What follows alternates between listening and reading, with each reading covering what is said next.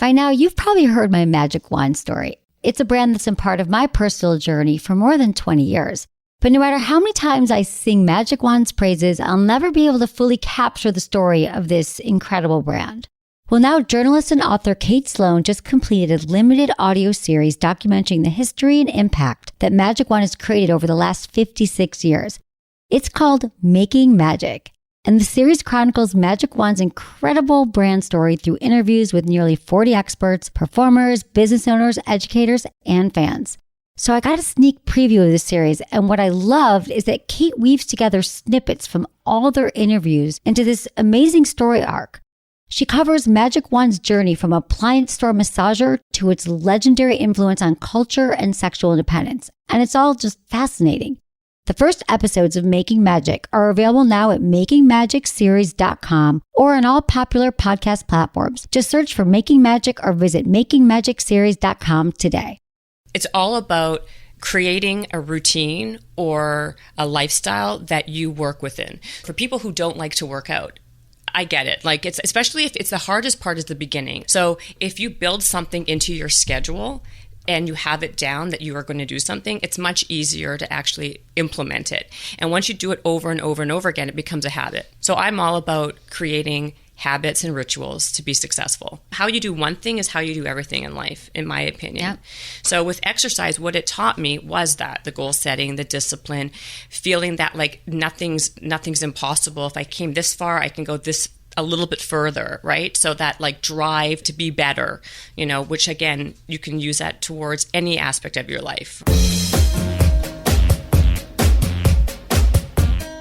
Thanks for listening to Sex with Emily. On today's show, I'm joined by leading fitness authority, author, entrepreneur, and host of the Habits and Hustle podcast, Jen Cohen, to talk about how we can both get our minds and bodies on board to a healthier lifestyle. Topics include how to create healthy habits and actually stick to them. I'll give you a hint, you start off a lot smaller than you think. Sex begets sex. The more you do it, the more you want it. So why exercise works the same way and what the two have in common. Working out with a partner, how to make it fun and keep each other motivated. Plus, getting your kids involved in exercise is actually pretty easy as long as you're doing it too. All this and more. Thanks for listening. Look into his eyes. They're the eyes of a man obsessed by sex. Eyes that mock our sacred institutions. Bedroom eyes, they call them in a bygone day. Hey, Emily, you got a boyfriend? Because my man E here, he just got his heart broken. He thinks you're kind of cute. A girl's got to have her standards. Oh, my. Do women know about shrinkage? Isn't it common knowledge? What do you mean, like laundry? It shrinks? Can we not talk about sex so much? Are you kidding me? Oh my God, it feels so good. Being bad feels pretty good. But Emily's not the kind of girl you just play with. You're listening to Sex with Emily. We're talking about sex, relationships, and everything in between. For more information, check out sexwithemily.com for more blogs and posts and things that are going to help you have better sex and relationships. And you can find me on SiriusXM Radio. I am there Monday through Friday, 5 to 7 p.m. Pacific on SiriusXM Stars Channel 109. So check that out and get a free 30-day trial at sexwithemily.com/SXM. You can also find me on all social media. It's Sex with Emily across the board. All right, guys, I hope you enjoy the show. I'm very excited to have my guest, Jennifer Cohen. Jennifer Cohen's here, yay! She's a leading fitness authority. She's a Forbes columnist. She's a best-selling author and entrepreneur and a frequent guest on national media. She's the host of the new podcast, Habits and Hustle, and the founder of No Gym Required, including her own successful toning shoe line. She has 3 best-selling books available on Amazon, and the most recent is Badass Body Goals, and that debuted in November 2018. Jennifer Cohen, welcome to the show. Thank you for having me. I'm so excited to have you here. So you have so many businesses, several businesses. You're a mom, and you still work out every day. And so my question for you is, I feel like it's such a huge struggle for people. Like, I have no time. It's like, well, there's we all have the same 24 hours in a day. So like, what's the first thing that you say to people who like complain that they don't have time to work out? First thing, I'm going to say this. I think that you make it a priority. So do you have time to brush your teeth? Do you have time to take a shower? Do you have time to eat a meal? I mean, it's all about creating a routine or a lifestyle that you work within. So for me, or for people who don't like to work out, I get it. Like, it's especially if it's the hardest part is the beginning and the starting. So if you build something into your schedule and you have it down that you are going to do something, it's much easier to actually implement it. And once you do it over and over and over again, it becomes a habit. And so I'm all about creating habits and rituals to be successful, right? So like anything else, you have to create fitness. You got to create exercise as a habit. It's a non-negotiable for me because of all the other benefits that come with it. Here's the thing. It's funny when you were saying that. I always say to people about sex, though. I'm like, I understand you're dreading it. You're not in the mood. But honestly, you guys, it's like going to the gym. I'm like, the hardest part is getting your shoes on and getting out the door. But once you start having sex, you're like, I'm so glad we did that. And then same thing goes for working out. It's actually exactly the same thing. It literally is the same thing. You're like, oh God, this time. Then you get there, you're never like, I wish I didn't go to the gym for an hour, ever. Absolutely. And the problem is once you stop doing something, right, that becomes your new normal, right? Exactly. Like it could be with sex, it could be with anything. Anything. In life. So let's talk about it. Tell me, what are some just core things? Like, how do you build a new habit? I think the best way to build a new habit is starting small and not overwhelming yourself. So you don't want to start with, I'm going to do this, and this, and that. Pick one thing and make that the thing that you're going to focus on and do a little bit of it. So let's say, for example, it's exercise, right? So say, before I leave my house or whatever, I'm going to do 10 minutes of working out. And there's no excuse anymore. You can go onto YouTube, Instagram. There's a bazillion workout videos, right? And commit to yourself. Commit that you're going to do 10 minutes of exercise. Chances are that 10 minutes will turn into 20 minutes or 30 minutes. And it becomes, like I said, over time, it becomes something that you want to do, or because you feel weird and uncomfortable if you don't do it, right? So starting small and picking one thing is really to answer your question, the best way to get started. And it seems like typically it's like all the stuff I've read about habits, like do it in the morning, like build it upon something else you're already doing. Oh, absolutely. Like if you brush your teeth, then do 10 squats after you brush your teeth. That's why I always tell people that what's the best time to work out? Truthfully, when in the morning, the first thing, because the truth is as time goes on through the day, you get more tired, more things pile up, and chances are 50% of the time you're going to not do it. I say, wake up 30 minutes early. It clears your head before you open your phone. So for me, I like to exercise even before I even check my phone, because that will be the biggest time suck of your life. Okay, the phone will time suck you, where then it's like you look at 6 o'clock, it turns out to be 7 o'clock, doing nothing. It hasn't benefited you at all. You're going to look at someone else working out. You're going to look at someone else doing something when you could be taking that time for yourself and doing something that will benefit you and help you. Okay, so I've been a workout person.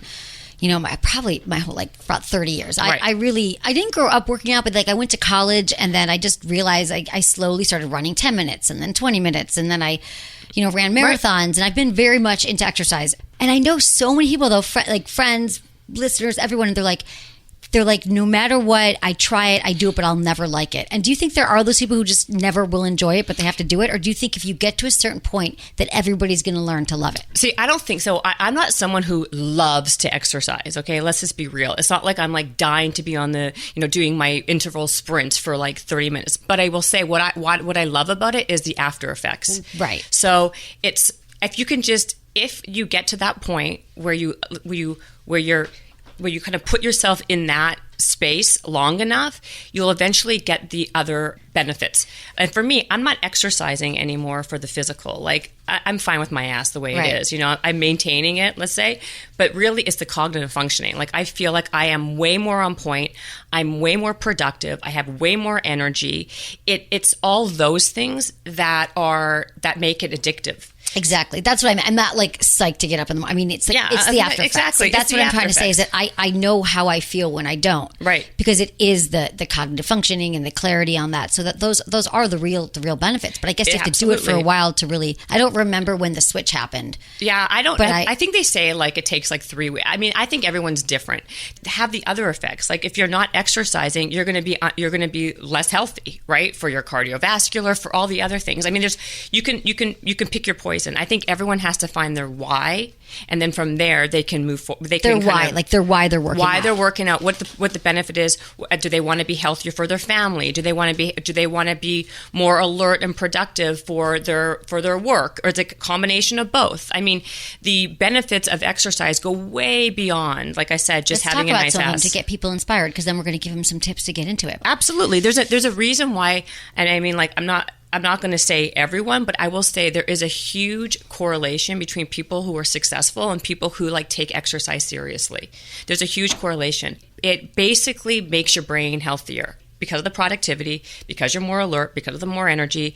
And I think there's I'm not a neuroscientist, but there are synapses that kind of become stronger in your brain when you do something repetitively like that.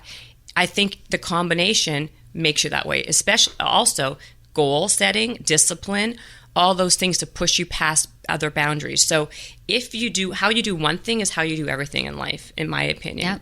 So with exercise, what it taught me was that the goal setting, the discipline, feeling that like nothing's impossible. If I came this far, I can go this a little bit further, right? So that like drive to be better, which again, you can use that towards any aspect of your life, right?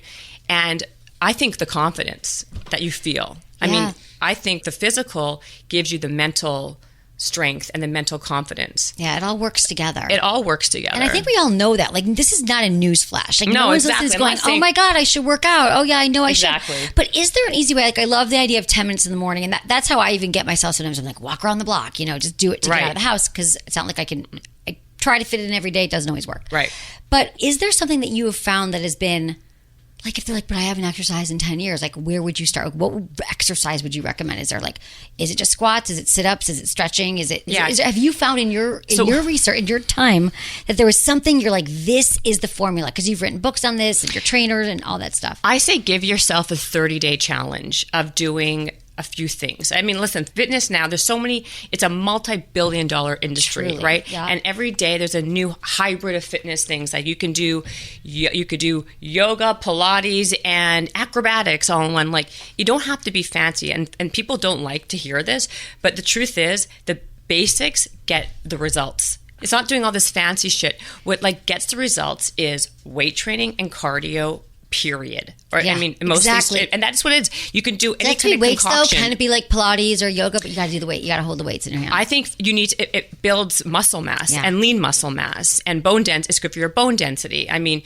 weight training, like when you see somebody who looks really like what people think is a great body, typically, either they're like a ballet dancer who dances for like 15 hours a day, or a yogi who does 15 hours a day. I'm not talking about that. But typically they're not going over crazy bored, but they have like a very particular weight training program that they're following, because that's how you build and tone and you have like a tight body. Right. That's true. Yeah. Okay. So but what I was going to say, Dan, I didn't mean to interrupt you. Go. Or I didn't mean to keep going. But I think for somebody who's just beginning, having a 30-day challenge of doing the basics, some squats, some push-ups, some planks, and call it a day. Like, say I'm going to do 50 of this, 50 of each one, push-ups, squats, and I can give you a little workout. Also, and you can we give it should to say people. this where everyone can find you. Go to my Instagram, The Real Jen Cohen. The Real Jen Cohen. And I put up fitness videos, circuit workouts that you can do anywhere. I saw those. They're amazing, because we need that. I think that when we're on the road or we're doing something, or it's just easy to have the right. Oh, I don't know. Since I've been a gym in a while, so I'm like, where do I even start? I know how to do things, but just to have go see a video, you're like, that's going to get you going. It's like little teasers. Absolutely. And the reason why I say not walking around the park, I'm saying if someone lives in a very cold climate, not you and I, because we're here in LA, but that will be another reason why they're going to say no. So don't give yourself a reason to say no. So then that's why you can go onto your computer or whatever, and you can just watch a 5-minute video to get started. Yeah. And you can go to The Real Jen Cohen, and I have all these circuits. You can do the best workouts require either body weight or just some basic dumbbells and some bands, and you're good to go. Yeah, it's true. I love the bands. I love the balls. I love all the things. Yeah. It's cool. You just have them outside, like wherever. I have them outside my house, but you just do them. Right. So I hear a lot from people like in relationships, and you've probably seen this, like where maybe one person's working out and one isn't, and they're like, my partner, I hear this from couples, my partner won't work out, they won't do it, and now I'm even like, people even email and they're like, I'm losing attraction to my partner. Yeah, like absolutely. they're not making the effort.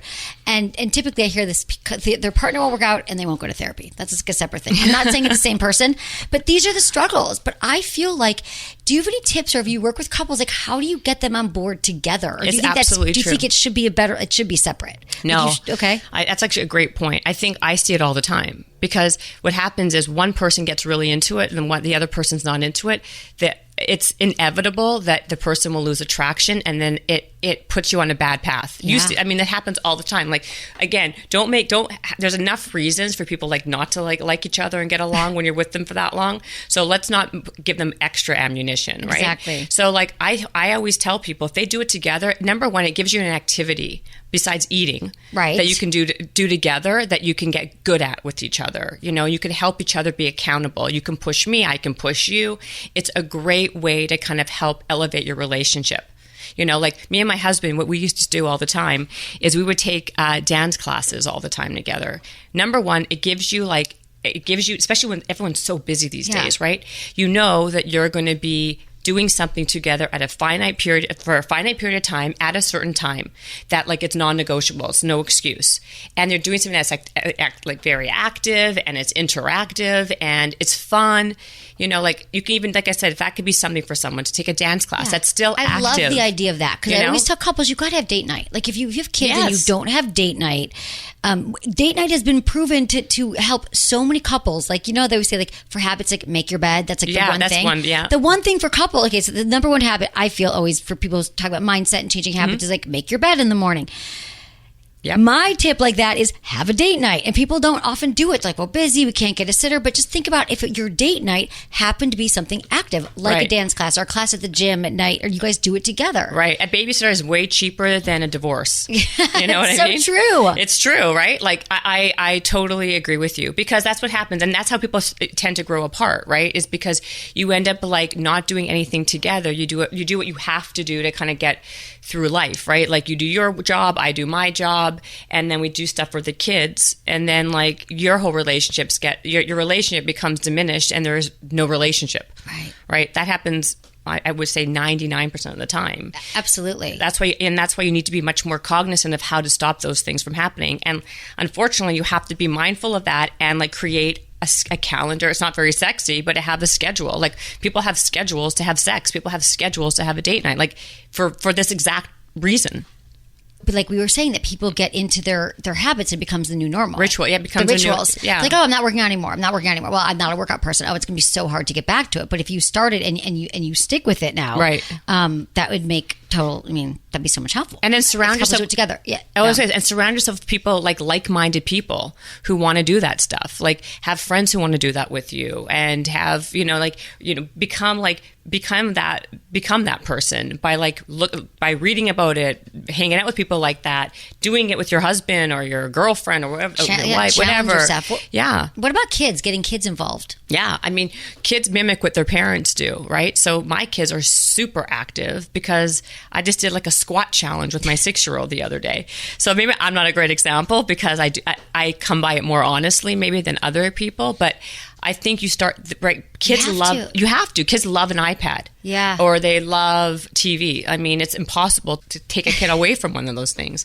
So you have to kind of make it fun and interesting, and teaching them early and when they're young is really the best way to do it. Right, exactly. And they're watching you too. It's funny because I didn't really work out with my mom growing up, but since I was a kid, she was always getting up and going to the gym. Like since she was taking ballet, and then she'd go do like, aerobics and all this, like Jane Fonda and all that stuff. And I was like, ugh. And then I somehow just saw that, and she still does. On the way here, I was just talking to my mom. She's 78. She's like, I just took the best Pilates class, and there was this move I couldn't do anymore. Well, now I'm in the plank, and I can move my knee, like the thing. I'm like, Mom, you're amazing. Like that's her whole conversation, was how this new move in Pilates, and her whole life. And so I Yeah. just feel like watching her do that, it was like in my head, like, oh, that's an important thing to do, even though it didn't link in for me until I was out of the house. But I love the idea of showing your kids these things when they're younger. We just don't think about it. Because your kids mimic what you do, what they see around you. They're paying attention. They're paying attention. I mean, again, like I'm not telling my kid to lift weights with me technically, but if he sees that I'm constantly moving and going, it's going to like penetrate some level of his brain. Right. You know, besides a squat challenge or a burpee challenge. I want to do that a we squat challenge. Everyone keeps talking about squats are supposed to be like the perfect exercise. Well, squats if you is do it right. Yeah, exactly. It's like the king of all exercises, they say. But I mean, yes, I tend to agree. But I will also say I should make a little caveat here. You know, like for people who don't like weights, don't just not do anything. Find what you like. The best way to make something a habit also is trying everything. Do everything and find something that you like the most or that you hate the least. Right, exactly. That you hate the least. There's so much out there. That's why I do ClassPass now. I mean, so I love it. I can try which class. You go to a bunch of different places in LA. That might be in New York too. Yeah. They might not have this in your city, but it's an app that allows you to go to a bunch of different places and just see what you like. It's in a lot of cities. Yeah, it is. Yeah. And have you seen, so you've trained people, I mean, you've done it all in this industry. Have you ever talked to couples or individuals who are like, my libido's gone, I'm not into sex, and then once they... Oh, yeah. First of all, 100%. Right? Exercise is huge for that because it helps increase your testosterone, number one. Women have testosterone as well, as I'm sure you know, right? And it gives you more body confidence, right? And more self-awareness of your body. So like I said, it's not like for the actual mundane part of exercising that it helps, but there is again, I'm telling the expert here, but like there's a huge connection between exercise and sex, right? Because a lot of people like don't have the interest anymore, right? So if this is actually something that helps, build your testosterone level, and as you age, you lose your testosterone, you lose that hormone, obviously, as you age. But weight training is a great way to keep it kind of pumping. And specific kind of weight, like is it only like a certain number, certain times a week, or a certain amount of days a week, or does minimum? I think you have to do a minimum of 3 times a week. For like 20 minutes or something. Yeah, and also, like exactly. For 30, I say 30. 30, but I say 30. But I also feel like people tend to do like lightweight, right? I'm saying to kind of like get that like that thing, you have to kind of challenge yourself by doing more weight than you would normally do, right? So like a lot of people get stuck in like doing women. They're like, I don't want to get bulky. That's and they do 3 pounds. Exactly. Right. You're not going to get bulky, first of all. Happen. Not going to happen. Right. Like if you move it from 3 pounds to maybe 10 pounds, you may actually see some definition and tone. And like that will help you lose the body fat and like gain the lean muscle mass. Yeah, and you could do all this stuff at home as a thing. Yeah, if you're sitting around. Yeah, I mean, I just feel like even just going, the walks or tracking, how you can gamify it too now. A lot of it's gamified. Yeah, like make it like a fun thing to do. Well, there's a lot. My husband was in this thing called the Whole Life Challenge, right? Which was like he's in this thing called YPO, and all his his friends or his group or whatever, they did this challenge where they're like, whoever loses the most weight in these 30 days get like a body scan, like something. I don't know, something that's like an expensive thing, right? And my husband won. But what helped was it was the competitiveness of that. Like, so that's exactly it. Like if you make it a competition with other people and also have the accountability to other people, it is a great way to jumpstart it. That's why I said, like, when someone's just beginning or like they want to take it up a notch, jumpstart it by doing some kind of challenge. Yeah, I like the idea of committing to like the 30 days or committing to something. So, and then accountability is huge. On your podcast, Habits and Hustle. Which you're going to be on, I think, in a week. I'm excited. I'm so excited to be on it. So tell me about what you've learned so far about what are the habits of successful people? Because you essentially are interviewing successful people about their habits, right? And basically, their life. Yeah. And like exactly. So what I've noticed is I hear it all the time, which by the way, I don't do this, but meditation. I hear meditation is like the almost 9 out of 10 times. Yeah. Waking up early is the other one. I'm talking like crazy early. I know. That's like, the part I can't get to. I can't. Yeah, I mean, I meditate, but I'm not setting my alarm. What kind of meditation do you do? I do a bunch of different kinds. I first started doing Vipassana about 25 years ago. I did like a 10-day silent retreat. Oh, it's at 10. Wow. It's like and then I do that, but that was so long. Like you have to sit for an hour. It's much more rigid. So now I do like a 20 minutes in the morning, 20 minutes at night kind of thing. That's still a lot. Minutes. Yeah, but definitely the morning and not always the night. But that makes a big. Or before I when I leave work and go home. It's just like a great reset for my mind. That's amazing. Yeah, good because for it's you. got to calm the mind. It's like a wild animal in the jungle. Oh, if you don't take care of it, absolutely. it's just like all over the place. So meditation, working out, Meditation, diet. journaling is another big one. People journal like their intentions for the day, what they're grateful for, what they want to accomplish for that, for the day, like the intentions, the gratitude. I hear that all the time. The gratitude, yeah. Everyone very, very much has they're very rigid in like what they do. You know, I feel like everyone has like their routine that like they don't want to stray too far from that routine because that's what they feel keeps them on point. To be honest, I do all these things, but routine, and I know this is very curative. Like routine can help you with so many things if you have a set routine. And I have things I do, but it's not always in routine. So for some reason, like I rebel against routine. Like I had to be an entrepreneur because I was like, I will not be there from 9 to 5. Right. So my brain didn't work like that. But I still think sometimes I'm like, sometimes I have coffee, sometimes I don't. I eat breakfast at this time. But other things I do. I know it's weird, but like I definitely do work out most days. So it's getting better, but I don't always make my bed. I know I should. I'm rushing. So I still think that's something I still struggle with. And that's interesting. In the weirdest, I do all the healthy things, but they're not one after the next. Now, when I do and you're successful. And I'm successful. We'll talk about that on your podcast. Yeah. So you're finding it's journaling, it's working out. And then what about health? What about diet? The diet, yes. I mean, there is some kind of like, I haven't found yet that there's one thing that someone does that makes them like, it's not so much what they're eating, but it's about the routine of it. Like what I mean by that is they're going to wake up at this point, then they're going to do this, and then they're going to do this, and then they're going to eat that. It's the regimen and the ritual that is what's important, not what they're eating. Because not everybody that I have on is trying to like be on a cover of a fitness magazine, right? But they're with their dietary thing. Like a big one is intermittent. Intermittent fasting is what I'm hearing a lot right now. Same. Let's talk about that for a minute because we don't think we've talked about it on the show. Maybe we did a little bit, but not in a while. So let's talk about because I actually was reading your Forbes article this morning. Which was great. I know you write for Forbes. So this was the one about the 9 morning hacks to be more successful because it's right here on my computer. I read that. I don't even remember that one. I write so many of the hacks and the routines. But it's so good. No, but you'll know this. It was like you taught. What I loved was like make your bed, which I do. I mostly make my bed. Right. Everyone's like, you don't make your bed mostly. No, but and also what I like is, you talk about intermittent fasting in here. So let's talk about that. I know everyone's doing it. And sometimes I try to. I'm like, what time did I stop eating? I don't remember. I haven't done it yet. The issue is everybody thinks that the big diet type of thing, it's going to like change their lives. And then by like next week, there'll be something else that people try. So I don't get caught up in all of it. I'm not a big intermittent fasting person myself because I like to know, I know it works for me. Everyone has things that work for them. So intermittent fasting has been, there's been a lot of research that it helps with a lot of things. It helps with your energy levels. It helps with losing body fat. There's a lot of things, but I'm an eater. Right. I like to eat. So for me to know that I won't be able to eat it after this point or before this time, it's not realistic. And I exercise in the morning. Yeah. So I can't exercise on an empty stomach. So just for people who don't know, like usually the easiest way what is the intermittent? Let's explain it. The easiest way to do intermittent fasting is, let's say, eating from 12 noon, right, until 8, I think, till 6 p.m., right? So it's basically only having one window where you're eating all your meals and all your food. So people are 6 hours, not 8 hours. Sometimes, 8 hours. Depends, what I was going to say is some people who are super extreme do 6 hours, but for people beginning, they can do the 12 to 8. The 8 hours. So that would mean let's say 12 to 8. So that means you're not eating anything until noon, and then you start your first meal at noon, and then you can't eat anything after 8. Now, I get that to some extent, but for me, breakfast is a big one because I like to exercise in the morning and I need to have something.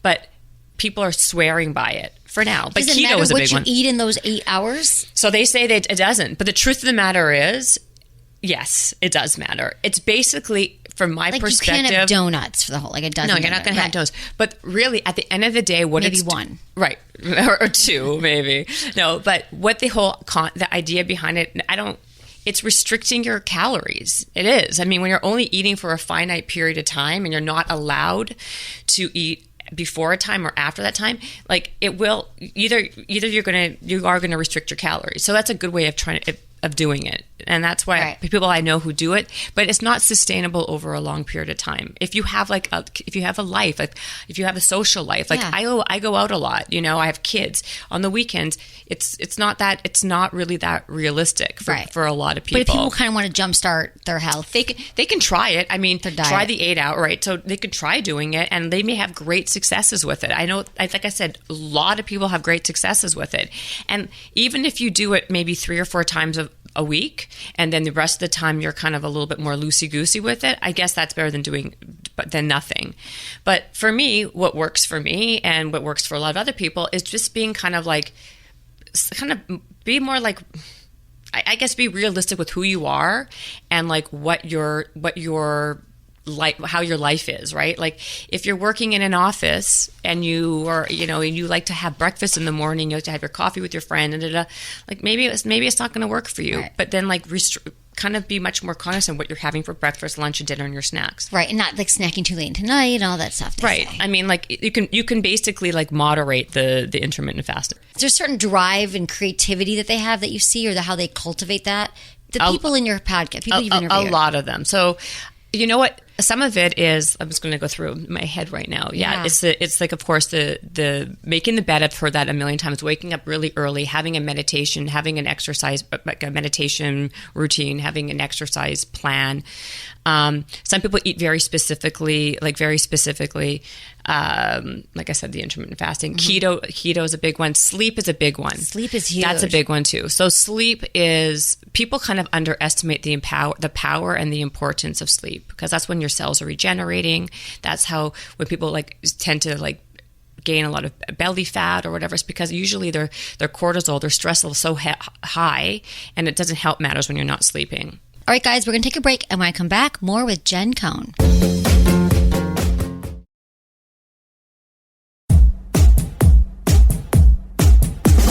I don't remember sleep being, everyone talking about sleep 20 years ago, that they couldn't sleep. Why do you think it is that, I'm just asking, like, there seems like maybe people weren't talking about it as much, but I just remember, I don't remember ever like walking around, my grandparents weren't walking around saying, I couldn't sleep last night. But now no one can sleep.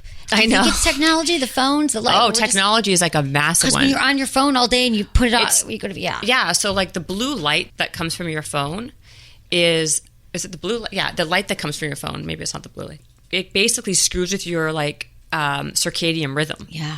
So it actually has a lot of, that's why they say when you should not look at your phone for an hour before you're going to sleep, or is it 2 hours? Yeah, I mean, there's a lot of research. I think it's like 3 hours. But whatever, like exactly. Like it's unreal. Again, like a lot of this, I think also we're in a time of like a lot of information being thrown at people, right? So that's why now sleep is a bigger deal than it was before, or like biohacking, all these other, like a lot of people come on my podcast or like talk about all these different biohacks that they do, like crazy ones. The sleep one, for example, they say that they sleep at they go to sleep at what time? Like 9 o'clock and wake up at 3 o'clock in the morning. Oh, that's extreme. Right. But why? Just because it's early, they can do all the routine? Yeah, they could do the routine. Or they try to get at least minimum of 7 hours of sleep. Or they go from like 10 to whatever. Yeah. So a lot of times these people don't have much of a social life, right? Exactly. Because you can't if you're waking up at 3 in the morning. Absolutely. Yeah. So I'm trying to think of the biohacking for you now.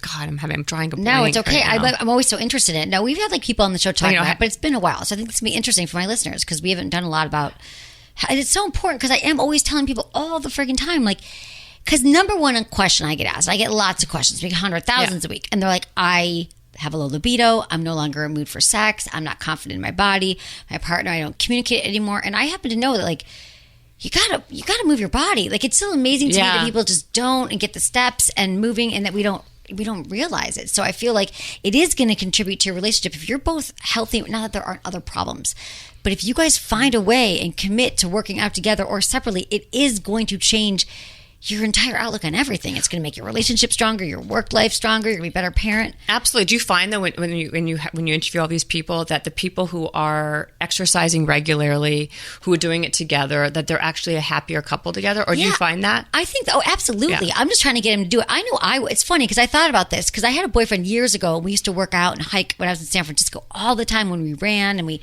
that was like part of our routine. And I realized since then, I haven't dated anybody who's works out like I do. And I'm not 3 or 4 times a week.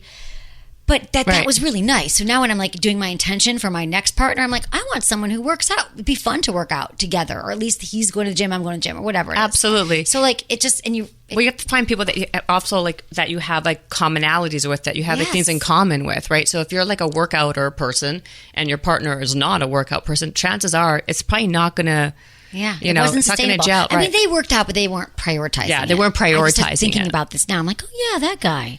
No, that like- was a good thing when we used to. He'd motivate me. Exactly. I mean, also, don't you think like I was saying this earlier and like now, but isn't there something to be said for your testosterone and like how it helps you with like the body confidence? If you exercise and you feel good in your body and you feel good about yourself, Yes. your chances are you're going to be more comfortable in the sex space Absolutely. in general, and you're going to want to have it more and do it more. And even after working out, you can feel really turned Yeah. on because you've got all those feel good hormones that are like soaring through your body. And Right. You're like, oh God, I'm feeling good. And you just feel sweaty and, you know, you could shower and not shower. Yeah.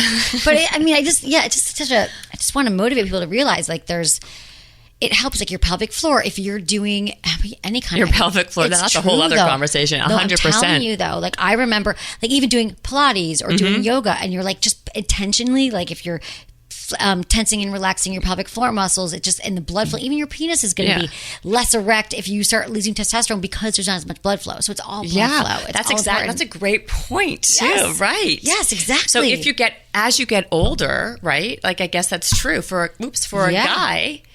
Their penis That's will what not be as like hard. And I should ask this now, and I'm thinking when callers calling, because we get a lot of calls at night about, I'm like, what's your work? Are you healthy? But I do ask them that. A lot of them are not healthy. They don't move their body. Like but how now I'm often? going to ask all the time. Some people never work out. I mean, what would you say? But we're in America. What percentage of people I know. actually work out, move their body? I think people are much. Well, we're a nation. We're basically more obese than ever with all these apps, with all the diets, all the information, all this overload of everything. And people are more obese now than they've ever been. Right. So, Okay, so that goes to show you something. You asked me earlier, like, why is it that people back then weren't so focused on sleep and now they're more focused on it? It's because people are just like, there's so much information out there. It doesn't necessarily mean people are doing it better than they were before. Probably chances are they're not. It's just that you're much more aware of it because it's in your face all the time. Well, I also think maybe it's because we're lazy. We're not moving as much. We're ordering everything in. Well, we're not doing manual labor. If well, we that's ever a whole were. other We're hiring thing. people to do everything else. We're We're actually ordering not on Amazon. We're not tired. We're not doing as much during the day. We're lazier. That's the problem. The more you don't do, the less you want to do. Exactly. So, like, don't you feel it that way? Yes. Like, the more they say, there's a saying, like, if you want something done, give it to a busy person. Because people who are not doing anything don't want to move at all, and because you're right, like that's a great point. Like you're not even leaving the house to go grocery Food, shopping. nothing.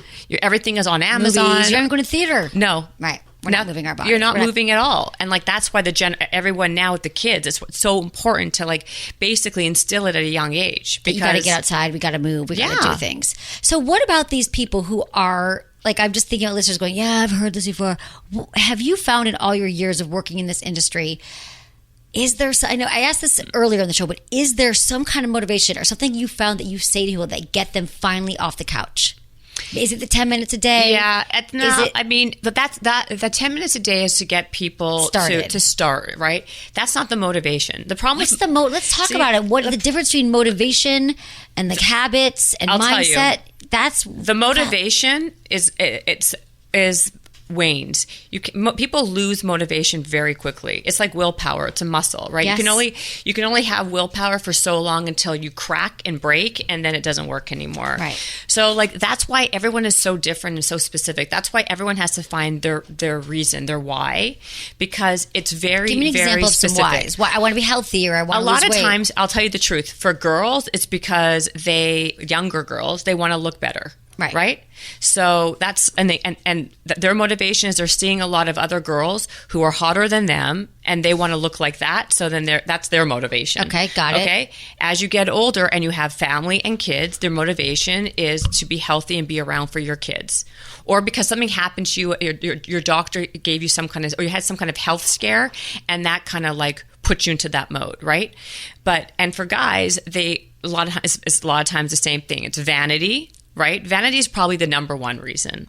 I'm just being honest. No, it okay? makes sense. I get it. Yeah. Number 2 is the reason is health or for someone else in their family. And that's really the reasons, really. Or and then because how do you motivate them? That's the motivation. So the mindset. The mindset is the motivation is you basically you motivate them by this is what I've done before. I tell people to find a picture of what I'd say visualize what you want it, like who you are. Who do you think you are right now? Like don't be who you are, but be who you want to be. So like have a picture of what your goal is, right? And then work towards that. So put sticky notes around, put pictures around, so so things are visible, because people visualize all the time what they want to do, but then they have to have something like on the outside so that actually to remind them. Right. So like, people would put like they put pictures on their fridge. They put like sticky notes on their, like a woman in a bikini. I think my mom used to do that. Things like that. Or it was a woman who wasn't in a bikini who was eating a lot, and she was like, I don't want to be that. Or who you want to be. My mom did it all. Yeah. But back in our day, our parents did all that kind of. Our moms,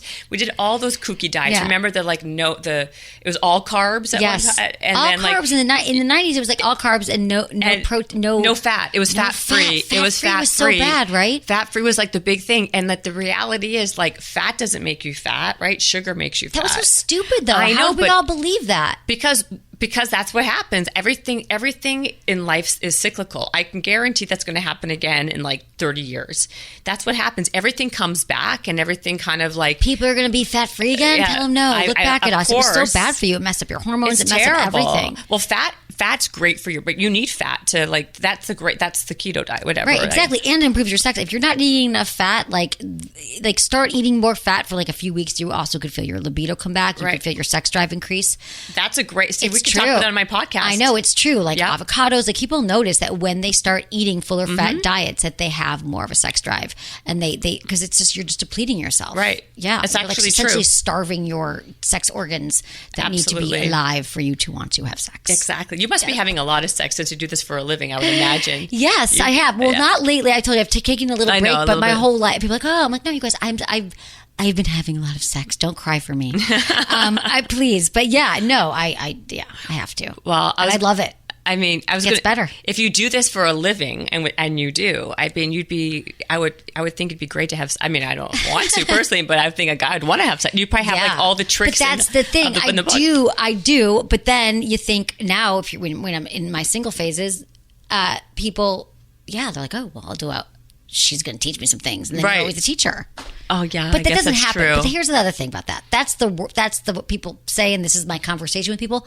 But the truth is, by the time someone's getting to my bedroom door, I already know. Like I can already tell I'm not going to have to be like with the bullhorn, like to the left, to the left, to the right. Like I think that's what they're thinking is going to happen. I'll be handing out like some diagrams or something. Right. I'm not like that at all. No. Okay. No, I'm not. No, I was so bored. So stressful too. Could you imagine having sex and me being like, no, left arm, right arm, like absolutely. Well, it's like anything. Like in my business, it's like super stressful and anxiety ridden because people always expect you to like look a certain way because they think you're in the fitness business and you should have like a perfect this, a perfect that. Right. There's a lot of stress with any of this stuff. There is a lot of stress. Yeah. It's absolutely right. Yeah. They must be stressing you out about that. I could see that.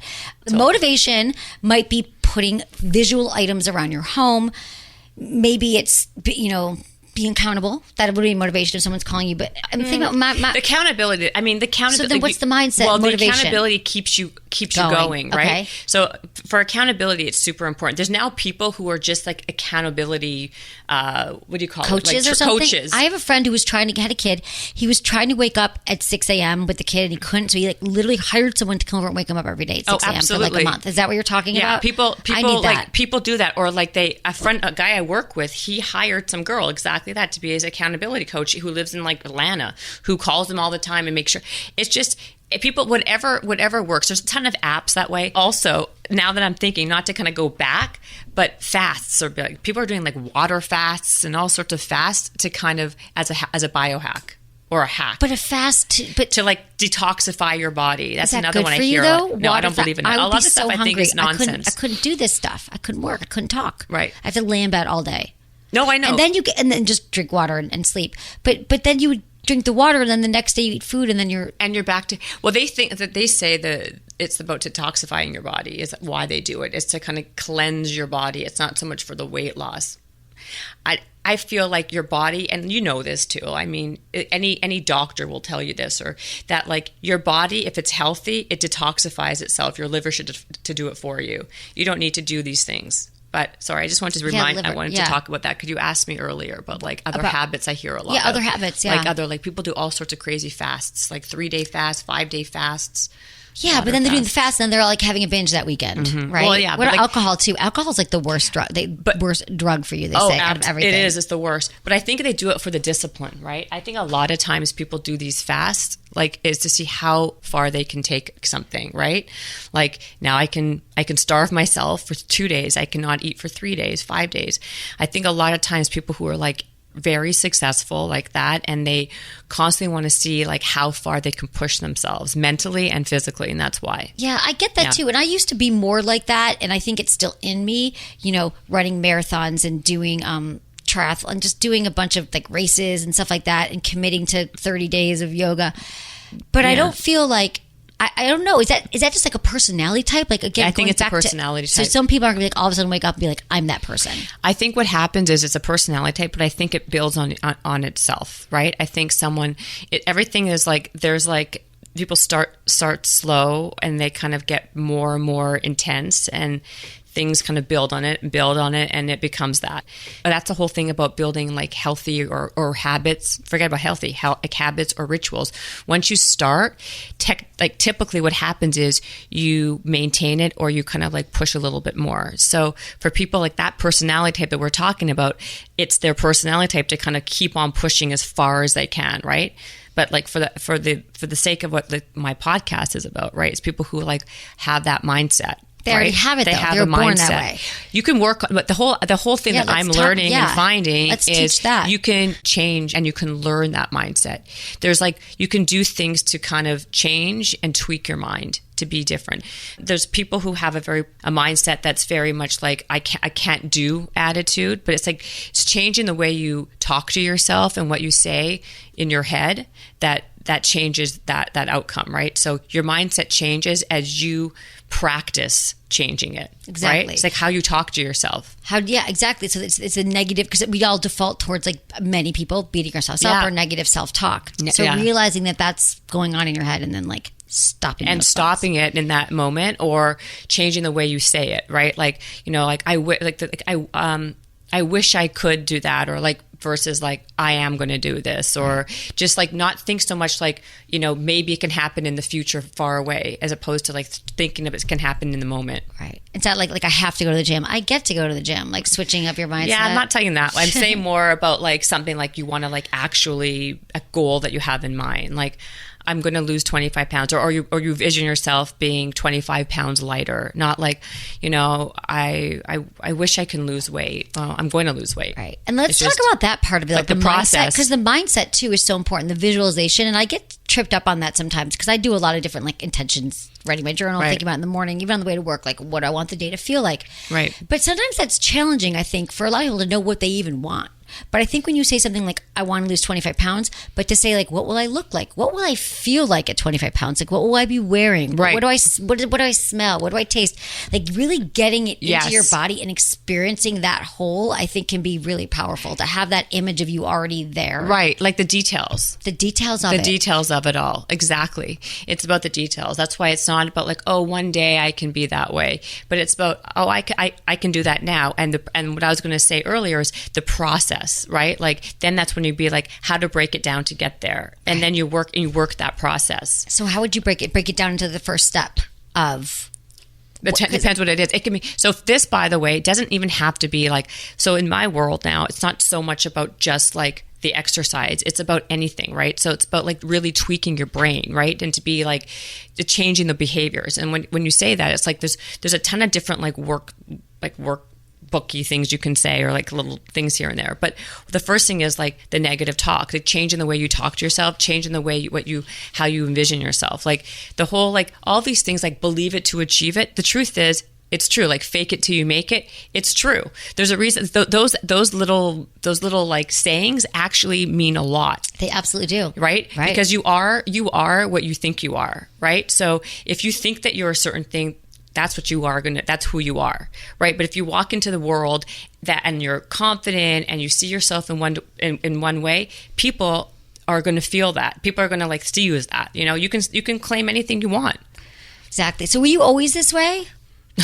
Jennifer, like, were you born out of the womb? Like, what was your journey? I think I had always a natural ambition, right, and drive, right? But that's what we're talking about too. These people that it's ambition and drive. It's ambition and drive, and the truth of the matter is, like anything in life, you have to foster it, or else it dies, right? So with me, I mean, the exercise for me was, and the reason why this whole thing even like morphed into what it is was the exercise was kind of a way for me to kind of self-actualize and really get my confidence, right? So I was, I was a Jewish kid in Canada, and everybody socialized around food, right? So like, I was like a little Zuftik, like, you know what I mean? Like, and so I started to exercise more of a way to kind of balance out my food habit, right? But then what I noticed was all the other benefits that were coming from it, right? Which was like, I was getting fitter. I felt more confident. I was like I said earlier in this podcast, like it taught me discipline. It gave me some goals to kind of achieve in that space where like because I was a teenager. So in those formative years, it was tweaking my brain already to be a certain way, to be a little bit more about like, have more goals, have more discipline. And it was giving me such like, confidence, like what I could achieve. So I started going after things and going after shit that was completely like crazy to most people. Like I got Keanu Reeves to be on my demo tape when I wanted to be on Much Music, which is like the MTV of the world, like things that were like, oh, well, why would this person do that for you? Why you? And I didn't let anybody's negativity like change or tweak what my goal was. Like I didn't really like care. I think when someone becomes, when they see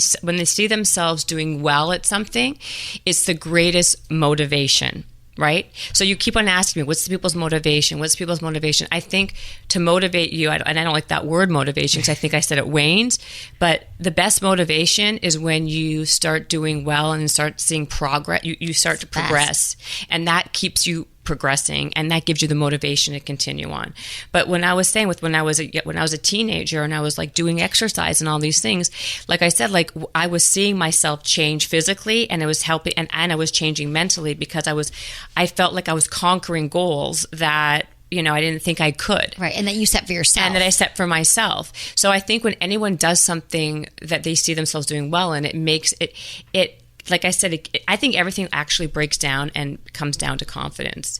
So when you go after anything, it's because, or you don't stop at something, it's because you feel confident that you can either achieve it, or if you don't care, you're going to go after it, right? So it's how do people, the question really becomes, how does someone really build confidence? Yeah. Right? That's really the question. And the answer to that is basically doing things to make you feel better about yourself, that you're going to like feel better. And when you feel better, you look better, and it all feeds into each other. And it could really just start with someone doing 10 minutes a day when they wake up in the morning. And to start today. I think this is so inspiring. That's exactly what it is. And that's why I say it's just like the exercise, it can sound trite and trivial in some ways, but the reality is the benefits of it can go way beyond what you think if you just kind of take a chance and like work the program for it. Yeah. Exactly. So even if you lay out your clothes the night before, that's helped me too. When I get off the track, like just making sure that you are set up for success to start it. Exactly. And like for women, I mean, women out there, when people are like, they don't go after certain things. They feel timid to try something. And a lot of times it's because they don't feel confident, and they have a lower self-esteem. So I try to help women all the time, say like, it sounds silly, but like if you start to feel better and look better, they both work with each other. And the best, what I've seen, and a lot of these girls that I work with, I used to specialize in young women, is as they got stronger and more fit, their brain started to change. Yeah, it's true. Right? Yep. And they were becoming more assertive, and they were becoming much more confident and self-assured, and they carried themselves differently. And that changed the trajectory, right, of their life. So, wow, that's inspiring. See, that's another reason why families should get on board, do it with their cousins, everyone start working out with their kids. I think so. Thank you so much for being here. Jennifer Cohen, I have 5 quickie questions that I ask all my guests. Oh, okay. Are you ready? I am. Okay. What is your biggest turn on? Confidence. Biggest turn off? Insecurity. What makes good sex? Someone who is comfortable in their body. Something you would tell your younger self about sex and relationships. You know what? That looks don't really matter. Number 1 sex tip. That's a good one. Don't be afraid to ask for what you want. I love it. So good. Okay, thank you so much, Jennifer. Where can people find you? We'll repeat this, and this is also going to be in the show notes, all your info. Oh, yeah. They can find me at The Real Jen Cohen on Instagram. They can find me at jennifercohen.com. They can find me on my new podcast, Habits and Hustle. Check out our Instagram. It's super inspiring. It'll make you want, that could be your first routine. Yes. Your first workout routine. Absolutely. And check out our podcast. Thank you so much for being here, Jennifer Cohen. It's great. Thank you. All right, guys, I hope you enjoyed the show, and just thank you all for supporting the show and for subscribing. We love when you subscribe and review it and then letting someone else know. Who else could use some of this sex advice that you've been learning from? So we appreciate all your support, and thanks to my amazing team, Ken, Kristen, Michelle, producer Jamie, and Michael. Was it good for you? Email me, feedback@sexwithemily.com.